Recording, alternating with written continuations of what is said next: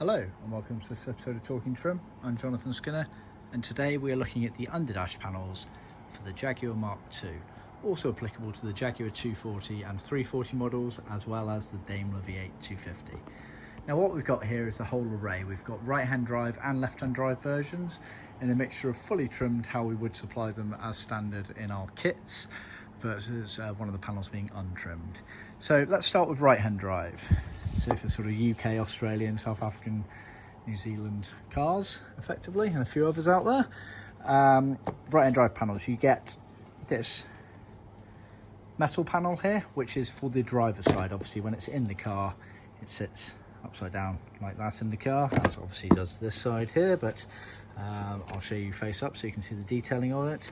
Yeah, so this is the driver's side one. Obviously has the necessary cutouts etc for presumably steering wheels and some of the wiring. We do float over some of the other holes. That's done by design to allow for neater finishing at your end during the fitment process, because you just have to make a small little hole to trim around effectively.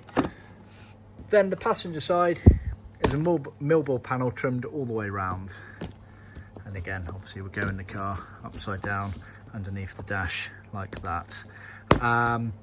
Yeah, so these are actually sold individually. So we sold the driver's side individually as the trim panel and the passenger side separately as another panel. They are both included as standard in our trim kit, so just bear that in mind. Moving on to the left-hand drive version, extremely similar, just mirrored on the shapes of the panels with changes to some of the cutaways as well. So trimmed effectively all the way around with some of the holes floated over. Obviously has this dome section here for the steering column. And then passenger side, this is actually an untrimmed panel, just one of the blanks. We haven't trimmed this one because we've only got an order for the driver's side when I came to do this video. So this would normally be trimmed all the way around in the same colour, so this is a biscuit colour. The only difference here, it's a mirror of the right hand drive, but it has this cutaway here for left hand drive, so just bear that in mind.